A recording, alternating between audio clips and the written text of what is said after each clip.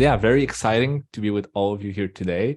I am extremely grateful to be not just with all of our wonderful attendees, but in particular also with my very good friend Tony Rumaner and our very special guests Hannah Levinson and Volney Gay, who have done the Herculean task of writing a delivered practice for psychodynamic therapy, which was really, I would say, on par with doing an actual psychoanalysis in terms of effort and time needed to do it properly. But I think you were able to do it, so congratulations.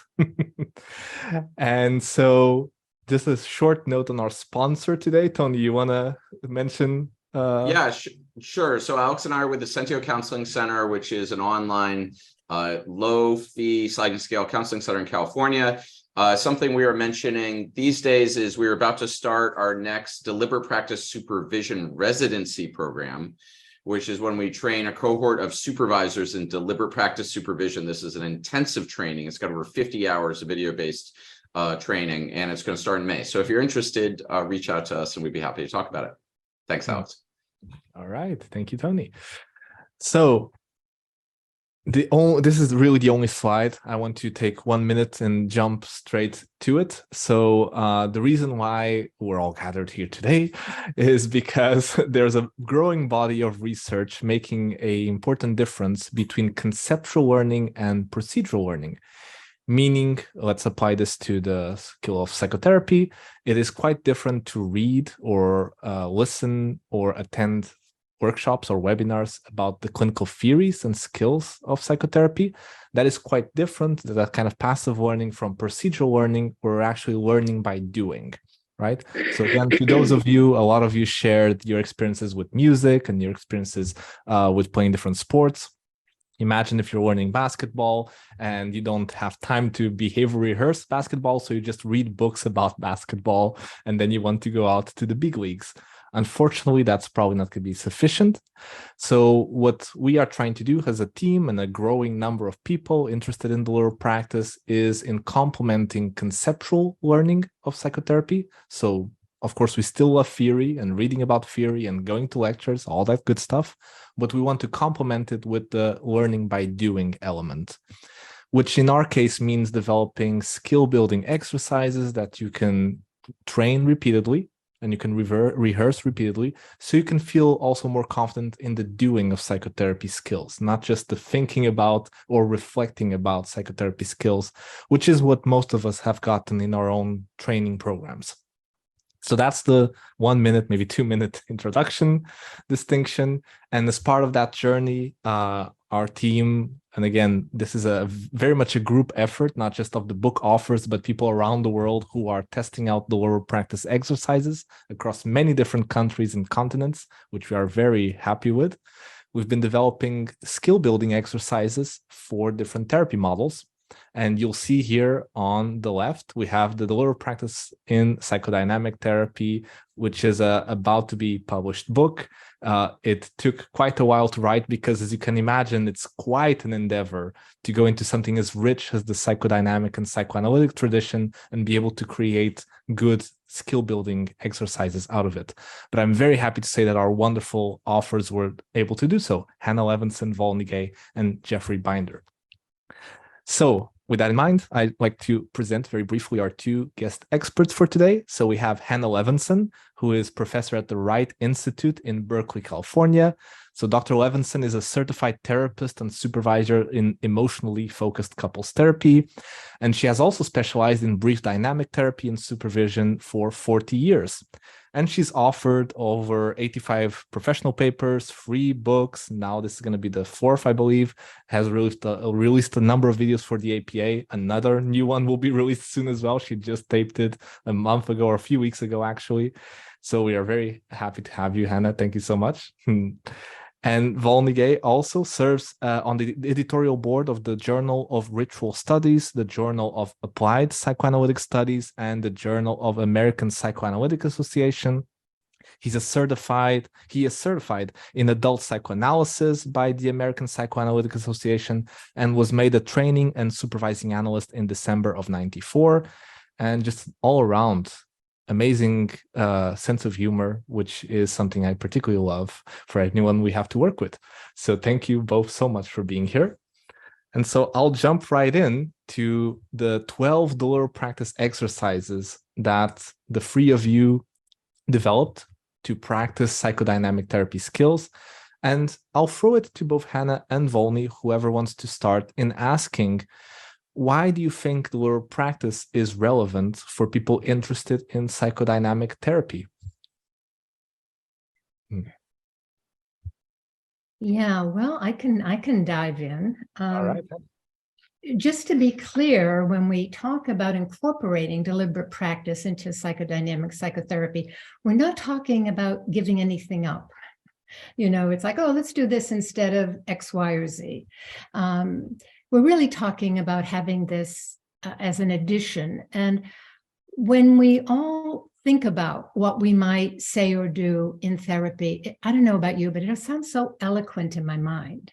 It sounds so good. And then, of course, when it comes out of my mouth, it's like, wasn't exactly how I was thinking that would happen. And so psychodynamic psychotherapy really isn't known for its experiential training.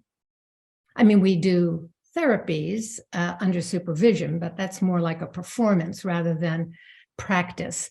So I think this adds greatly to so many of the other fine aspects of training in psychodynamic psychotherapy.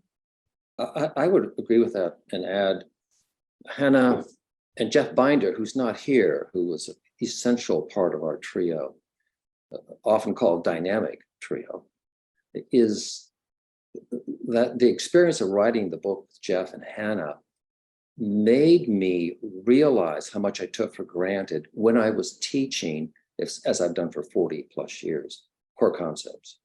And the problem with that is conceptually oriented students and professor types like me and others do well with ideas and formulations and verbalizations. That gets you through graduate programs. And you can talk about theory sometimes eloquently with, and I have colleagues in religion and English and history, anthropology, who are fascinated by psychoanalysis. And I like talking with them.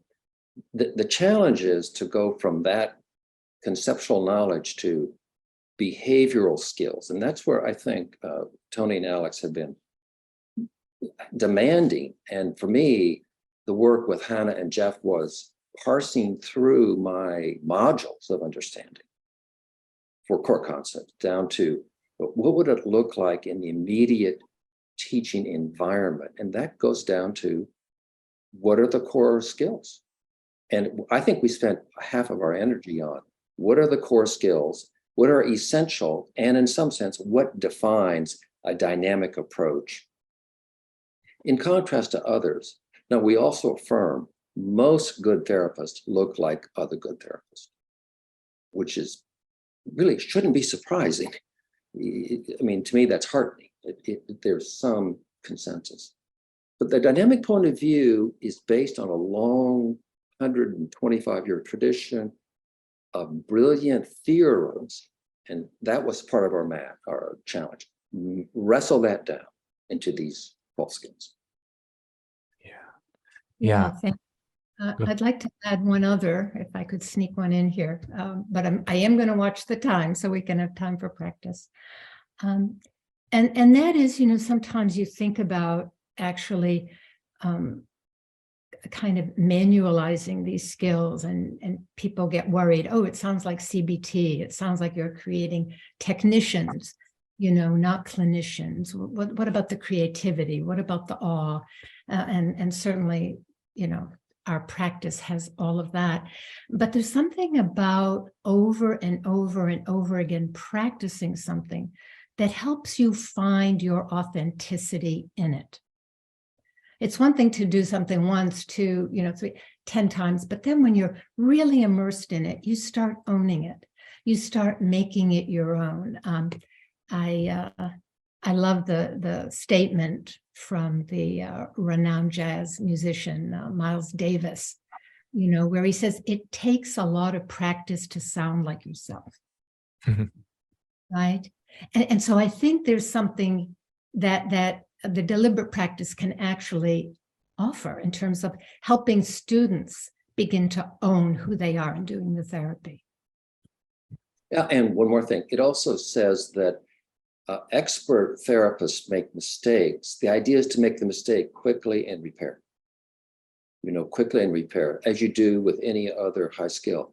One of the best books in the last, to me, 20 years is Patrick Casement's On Learning from the Patient, because the title says it all. And it's a beautiful statement of no matter what your level is, beginning or senior, we learn from patients every day, every 20 minutes, every 5 minutes. And that couldn't happen if therapy were a mechanical application of raw techniques. There's something intimate about therapy, and particularly what we do, and being corrected by a patient without feeling wounded is part of a good therapy. Yeah, I'm inspired only by your background with a lot of great books. I'm watching as you're talking, and I can see a Carl Jung book behind you. And I remember him saying that the point is to learn all techniques so then you can forget them when you're with the patient, right? But you can't skip the first step, right? You need to learn it to then forget it. Cool. Well, speaking of forgetting things, I would love if you could talk a little bit about the 12 skills you'd like people to master and then forget with their patients.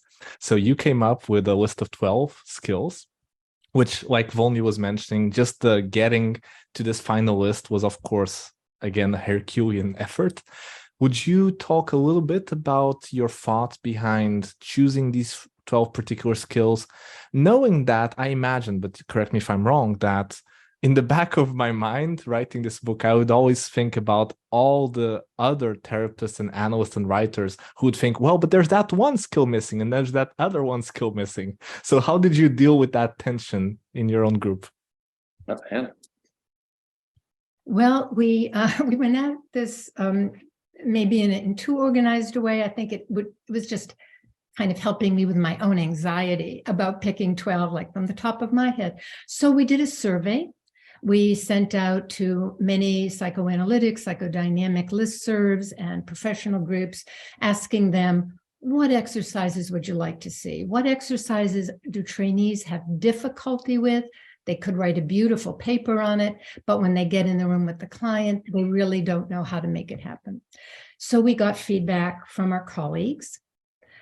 We also scoured the literature for conceptual, theoretical, and empirical information that could inform us about competencies that had been mentioned. And so we put that down as well. And we were also needing to define what did we mean by psychodynamic. We could go off in so many different directions. And we decided to stay with a more generic definition, looking at the parameters that just about every psychodynamic psychotherapist would agree with, like the importance of affect, unconscious processes, early childhood development, countertransference, transference, corrective emotional experiences, and so forth. So with all of that combined, we came up with this list of 12.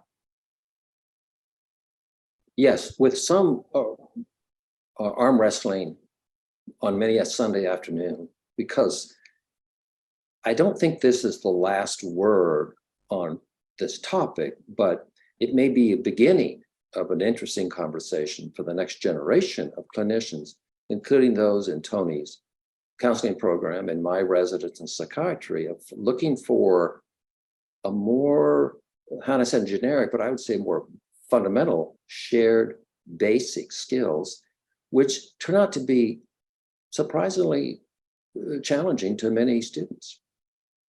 And one of the virtues of deliberate practice, Hannah and I were saying last week, is it has just enough emotional burden on the student to be arousing, but not too much to be defeating. If done correctly, hopefully. When done correctly, yeah. And I know, Hannah, you and I had some conversations in the past that the process of writing the deliberate practice exercises really forces you to distill your own theoretical understanding right? So it's interesting that something so skill focused and procedural focused actually also forces you to be really clear about theory, right? Yeah, I mean, when Jeff and Volney and I, we would meet on, for me, Sunday mornings, and for them in Nashville in the afternoon. And we would get into these amazing discussions, about, oh, what do you mean by this? And what about it? So it was so enlivening, for us to see, even collectively, we have over 125 years of experience doing therapy and teaching and supervising. So we had a lot to say. That's great. So I guess the best way to show people the work you've done is to zoom in on one of these exercises. And you have chosen prior to us meeting today that we would focus on exercise number 8, that of using metaphors. There's one thing we haven't mentioned yet that I would love to mention, which is for other books in this book series, we have divided the exercises, the 12 exercises, in 3 different difficulty categories. There are the beginner exercises, the intermediate exercises, and the advanced exercises. And what we realized is that for the dynamic exercises, because they were so rich in both theory and procedural knowledge, all of them were at least of intermediate difficulty when we tested them out. So we just assumed that outright, that at least the first 6 to 7 exercises cannot be considered easy. They are intermediate level exercises. So in choosing for today, you chose for us to focus on using metaphors to show the good people attending today a little bit of your work. Would you like to kind of set the stage a little bit for what using metaphor means in the context of this book? Well, one of the fundamentals about the approach that we used is looking at fantasy and the importance of transference, of meaning making, and metaphor just so amazingly captures all of that, right? That is a way of transferring something from over here onto this, right? And then being able to use that as a way to better understand what underlies, the former.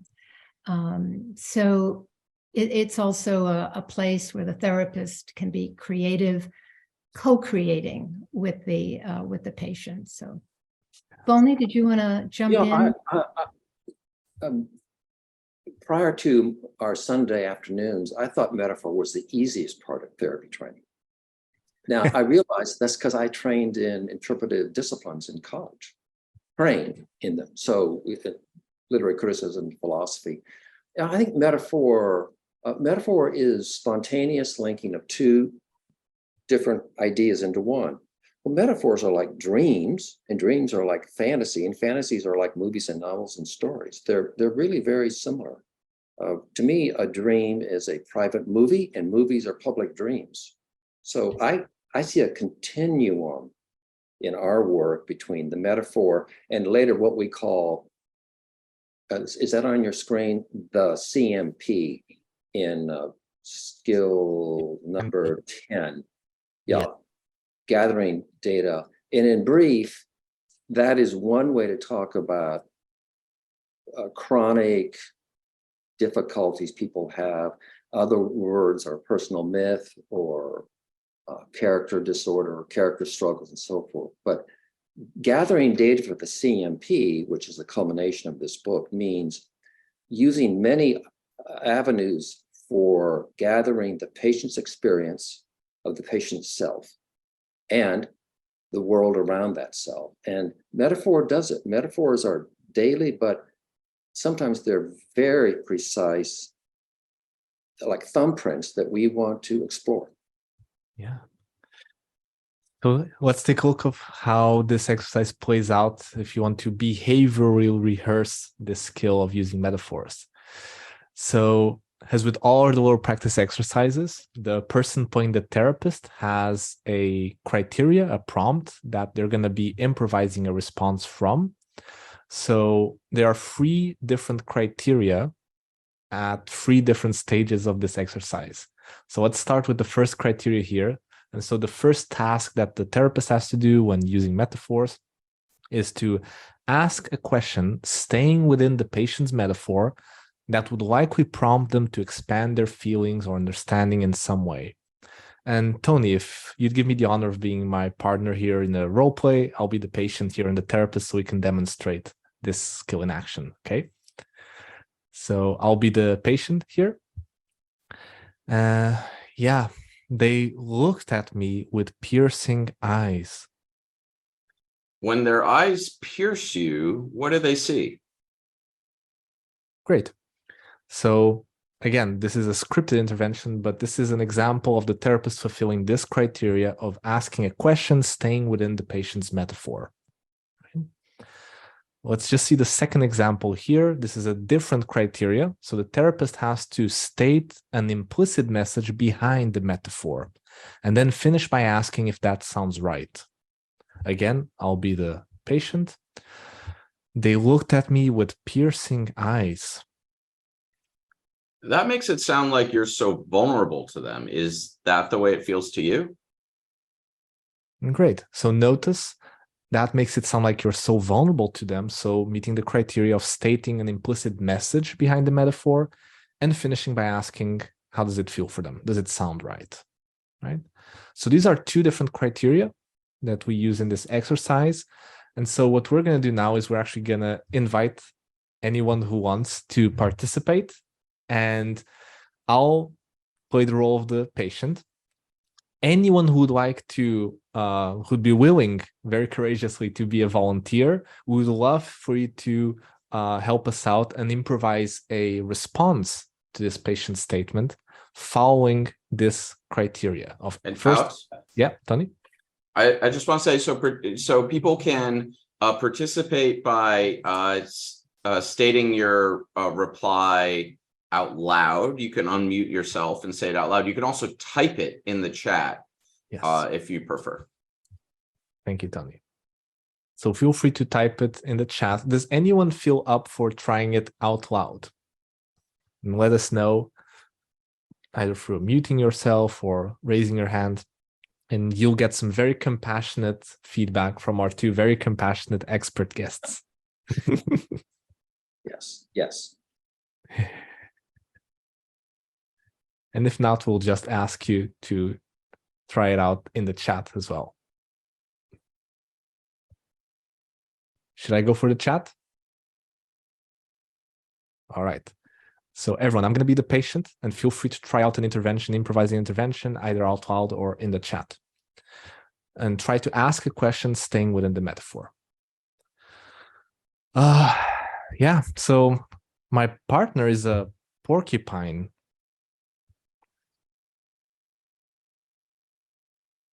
All right.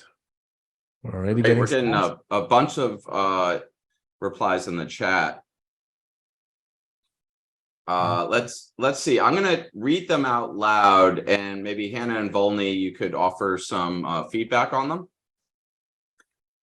So the first one is therapist reply. That makes it sound like your partner is prickly and defensive with you. Does that sound right? So would you like some feedback with regard to the criteria? Yes, please. So take a look at the second one.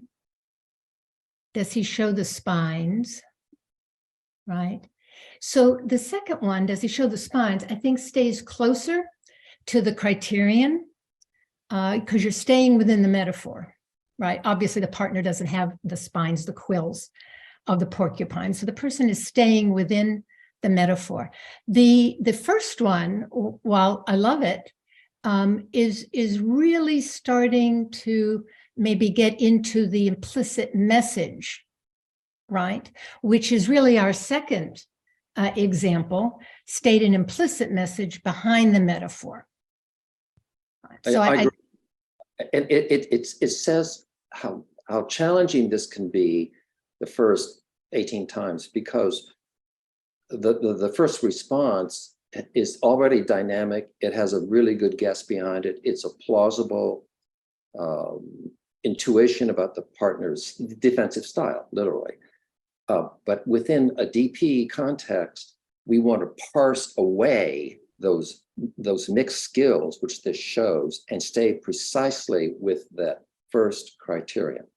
And that's hard to do if it's a challenge to put aside your therapeutic speed and slow down to this somewhat artificial pace. But I would agree with him. Let me read a different one. And so a different therapist reply to the question number one could be, how is it to feel close to your porcupine spouse?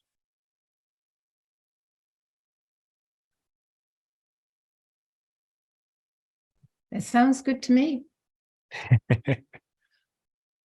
That sounds, yeah, you're asking the question, staying within the metaphor. Yeah. How do you get close? What's it like to get close to that porcupine spouse of yours? Right. And so I want to emphasize here with the first one, the green one at top, you're staying within the metaphor and you're not moving the next step into the implicit message. Is that correct? Right. Right. Let me read another one here. So another response that's in the chat to the first one is, sounds like a prickly situation. Yeah, boy, talk about just walking that tightrope between the two. It's beautiful. Yeah, beautiful. Here's another one. What are the So spines? let me pause you out of corrective feedback. So Hannah, is it asking a question or is it actually a statement? Say it again. Say it again, right. Tony. Good point, Alex. How is it to feel close to your? Or sorry, it sounds like a prickly situation. Yeah, well, this is our wonderful therapist skill. We say things with an up tilt to our voice, and it becomes a question. Like that's a prickly situation. So sometimes it's not so clear what's exactly a question. Yeah, but thank you for being a stickler, Alex. Yeah. Oh, my pleasure. Here's one. I'm curious to hear your feedback on this one. Here's a different sample response to the first one. I am curious, in what way is he a porcupine? Mm-hmm. Yeah. It literally asks the client to expand upon the metaphor without any bias from the therapist. Beautiful. Or any guesswork from the therapist. Here's another one. I'm curious what your response will be to this. Again, to the first one. That sounds like you feel endangered. Do you feel scared? Yeah, and I think that's going into the message, right? It's going into what's behind your using a term like porcupine, right? So I think it's beginning to get into that second aspect. Now you might ask, well, why are we splitting hairs here, right? And actually there's some marvelous work empirically on using metaphors psychodynamically. And this allows me to just sneak in another aspect of the exercises we chose. We chose exercises that have an empirical basis.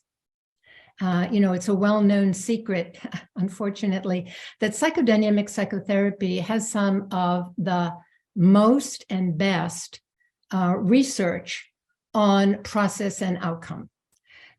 So within the field of metaphors, making this differentiation, you really are enlivening a different part of the patient's brain.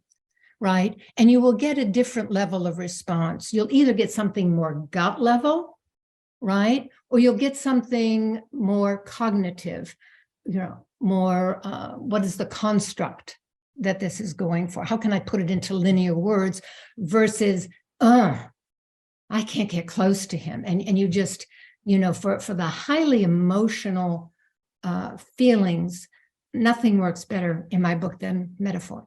It's a crucial value of staying thoughtful but naive. That is learning from the patient. That is being attuned. A patient reported years ago, she had a dream. She woke up in a coffin. What's the dream mean? Well, I said, what comes to mind? The standard cliche. She said, rest in peace. She had had 5 teenage girls spend the night with her daughter that evening. And it was literally resting in peace. It was not a suicide attempt, and it wasn't murder. And so that's a joke in the dream, which is a metaphor about what rest in peace could be. Wonderful.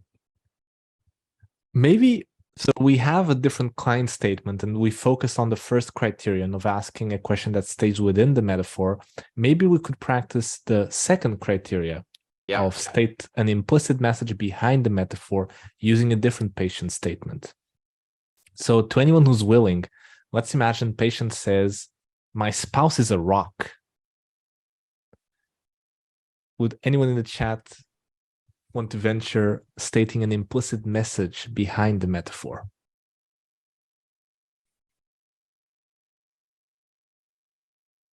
And let me just say something here, because this is also very important with regard to the book we've just written.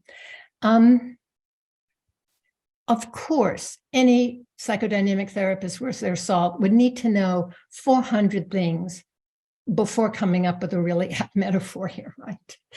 Because to know what that person means by the time you would be stating an implicit message. And what we did but this is practicing when just so you get it in your bones. Don't remember, this is for beginning trainees, especially. So to get it in their bones, to be thinking about, oh, there's a message here. There's a message here. It's not just a form of speech. And I know exactly what this person means. Let me try out and find out what the message is here. What we did in our book, several of the other deliberate practice books, give one-liners like this exercise does, and then the role-playing therapist gives a response. But what we actually did is also develop some backstories for the patients, the mock patients in our book, right? So that you develop over time, doing the exercises in the book, an idea about, oh, for this patient, I would say such and such. But for this patient saying the exact same thing, I would say this. And that also made the book much more complex, I think, than many of the other books, where one size does not fit all for psychodynamic. Exactly. I think the case of most training that I ever went through or have done for 1,000 years is the patient's story, the summary, right? The presentation, the case write-up, the summary from the patient herself or from a colleague. And those are narratives. Those are condensed short stories. And if you've seen 100 people with a very similar narrative, you have a head start. Ideally, you don't impose it on the person, you listen. But so this touches on another challenge from my point of view. That dynamic theory is rooted in a developmental point of view.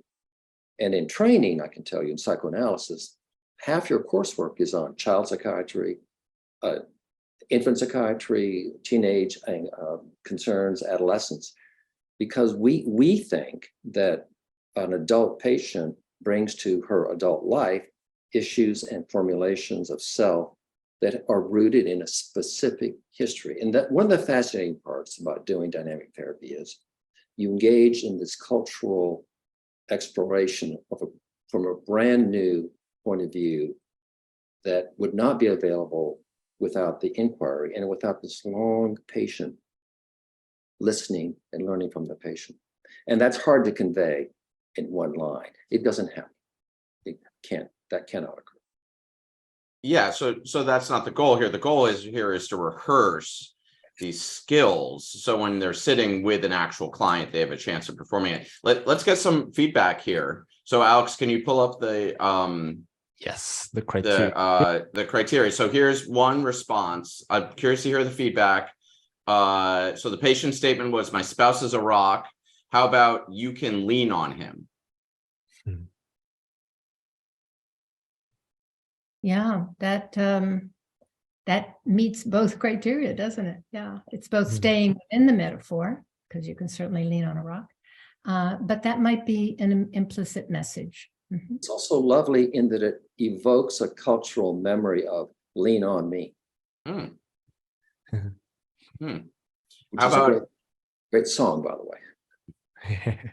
how about sounds very safe and stable? Absolutely, an implicit message. Yep. How about rocks are hard, impenetrable? Interesting. Yeah, That would depend on how it was said, right? Yeah, that would. I don't know. Yeah, I think staying. It really stays with the metaphor. It's a good example of just staying with it rather than what is the message behind it. And of course, what this is leading to, several things, but one of them is that metaphor has become so ingrained in our everyday language, we don't even know we're speaking metaphor, Yeah. Right? It's just so, I don't have a leg to stand on. We say,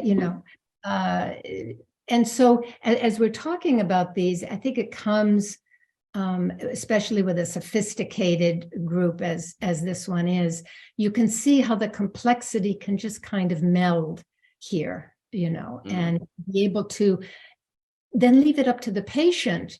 Do they want to take it literally, or do they want to take it as an interpretation? So it's really, from a sophisticated point of view, lovely. And that's why we see these skills as building blocks, right?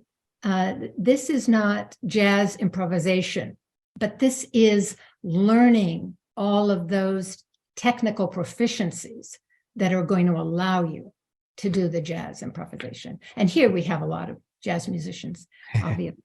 And I think to Tony's point about deliberate practice, there's a discipline to deliberate practice, which is salutary, I think, and that it says, even if I think I know the metaphor and if I get it, and let me wait for the patient to inform me. Right. Even the funny ones, the humorous ones, like someone could have said, well, he's a real prick for the porcupine. Well, maybe, or maybe not. There's no rush. And so the deliberateness actually is also a speed denomination. It says, well, let's take this from outside in, and you, the patient, the client, are in the lead. I will do my best to follow, and when I can say something helpful, I'll try. And that's why you notice many of the refrains, even today, and certainly in the book, are checking out. Does that sound right? Some version of acknowledging our ignorance alongside our goodwill. Yeah. So Hannah and Volney, would you say it is an important skill for a psychodynamic therapist to be consciously aware of if they're doing skill number 1 or skill number 2? So am I staying within the metaphor? Like, if I was your trainee, would you want me to kind of be aware and be able to justify, with this client in this moment, I'm staying within this metaphor, but with this client in this moment, I'm kind of searching for meaning under the metaphor? Yes. Well, that would be a sophisticated trainee, right? But I'd want them to be practicing both, right? Just so they can feel out the difference. And of course, the other important aspect about deliberate practice is you're doing it with a partner, right? So this isn't just into the void. You're not just speaking out loud into the void. This isn't a private exercise for you. And you will get feedback from that partner. You'll see how they react. They'll also give you feedback about, are you staying with the criterion? But you can also, quite spontaneously, often the partner will say, wow, that really hit the nail on the head. I just can't get away from this. And so that's a very important part of the learning as well. You get to not only put it out, but you get to see the response. Right. Hannah, I know you, as part of this, you tested a lot of these exercises with a bunch of different groups around the country. I'm just curious, maybe share with the, everyone here, some of the feedback you heard from testers. Yeah, well, you're going to, I know you didn't know I had this because I just got it this morning, but after we're done here, I'm going to be talking to a group in Arizona who have been using the deliberate practice skills, and the professor sent me as a little upfront information, some of the responses from the students. So let me just read briefly. Great. Right. So these are third-year psychiatry residents in a course on psychodynamic psychotherapy. I thought the deliberate practice exercises were extremely practical and helpful. I would have preferred to have done them earlier than the third year. We get that response a lot. The brief dynamic exercises took key concepts for learning psychotherapy and broke them down into easy to grasp entities. The exercises provided targets for my feedback from others and for my own tactics. Thank you. I thought the exercises were well thought out and provided a good amount of examples to stay with, really a useful way. And this is a very telling comment that we get a lot. A very useful way to take more theoretical concepts and move them into practical format, right? I think of saving the exercises and revisiting them in the future. It will be helpful for my future practice. Wonderful. Yay. So the responses from the students are, overwhelmingly positive. Amazing. Did you find that the students ever found the exercises easy, or, were they kind of wrestling with them, or what? I did not. No, this is again, my learning was what we thought was easy was hard.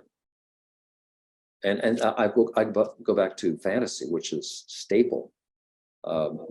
I noticed you and Alex moved that into the complex, hard category, which was surprising for the first 25 times I saw that. because it was just contrary to my very narrow sort of academic route and training. I'm very heartened to hear that third-year residents can be so open and articulate about meeting the goals we had. That's very gratifying. So we have 7 out of who knows, but that's exactly what we hoped to do, was to have this experience. The other part about Hannah's comment about the couple or the duet, the 2 trainees, is it adds just that little bit of practice exposure and feeling and anxiety challenge, which I think enlivens the exercises. Whereas if you have a single teacher up front and you have 20 students, right, the engagement can vary dramatically from comatose to actually listening.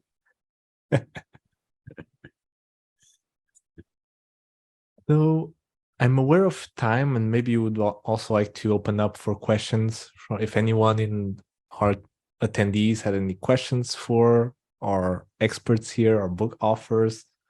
Feel free to jump in about the book, the exercises, or practice, anything at all.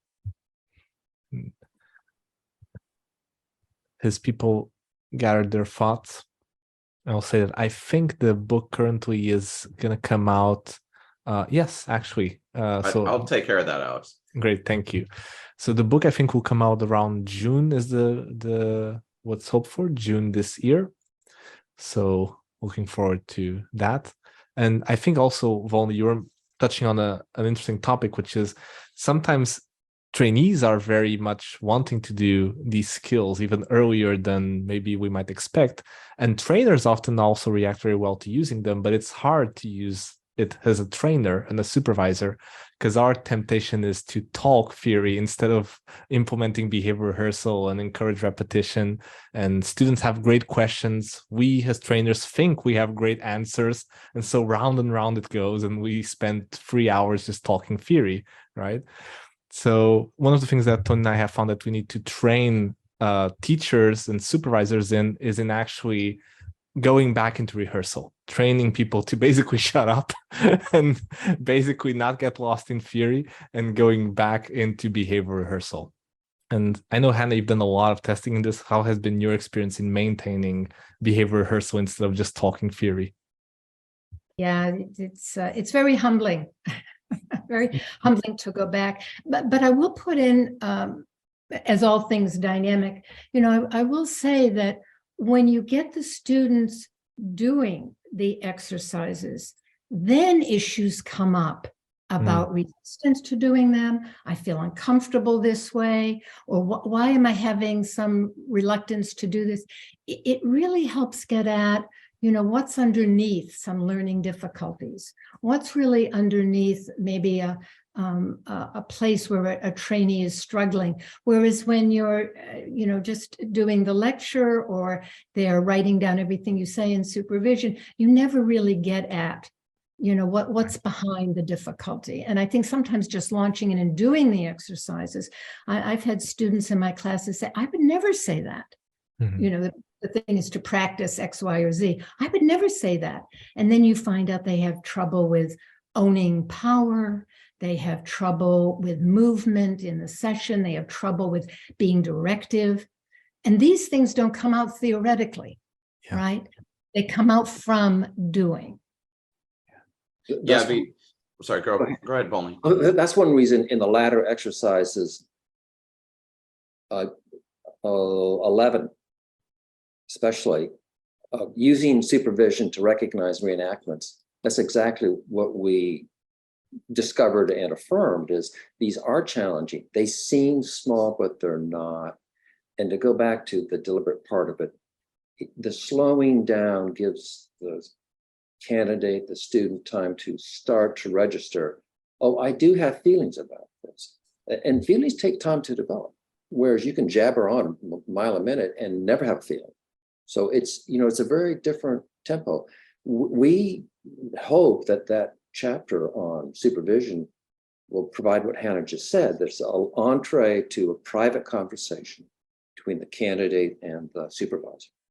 Right. That's great.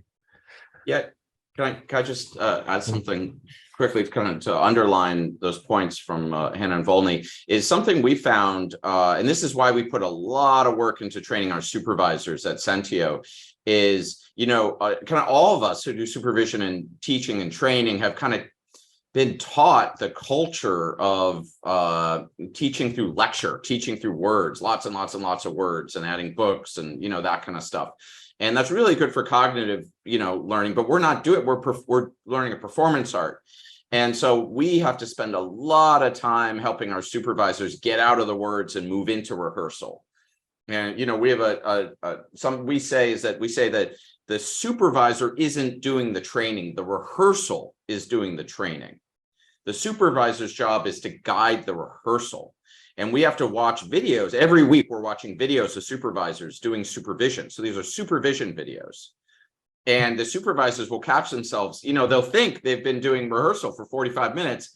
They actually did 10 minutes of rehearsal and spent the rest of the time talking. It's just completely unaware about it. I catch myself, Alex catches himself. And so, one of our phrases is gravity is always pulling us away from rehearsal back to, just kind of yakking. So this is something, if folks here, if participants want to try doing this on your own, you want to try using this in your class, we recommend videotaping yourself doing it and watching and see how many minutes are you actually in rehearsal, and then incrementally, gradually trying to increase that. Yeah, someone was asking if at the beginning we were talking about offering training for supervisors in this method.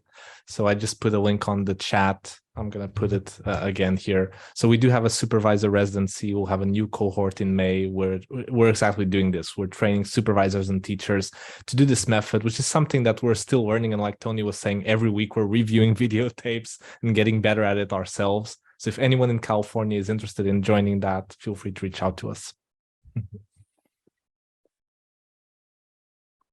Great. I think we got to start wrapping up. We have to start wrapping up. Anna and Volney, any last words of encouragement as we finish off this wonderful webinar today? I do want to say that Hannah has been a rock throughout this 3-year adventure. Like impenetrable, you mean, or more like leaning on her? Do what you will with the metaphor, right? Yeah. Well, I have become bolder in this work.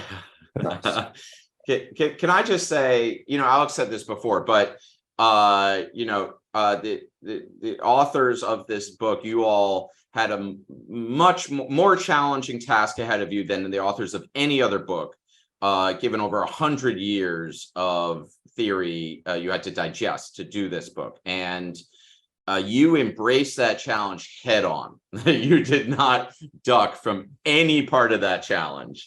And I think future, people, trainees, therapists who use the book are really going to benefit from the years of work you put into these exercises. And we hope there'll be more books. This is just the beginning. We hope there'll be more in the future as well. So thank you so much, both, for pouring so much sweat, blood, energy into this book.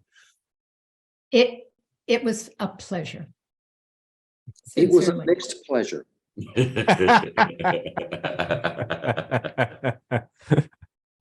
So again, thank you so much, everyone, for showing up today. This is only the start. And thank you so much, Hannah and Volney, for the wonderful work and the opportunity to be with you. More than welcome. Thank you, Tony. Thank you, Alex.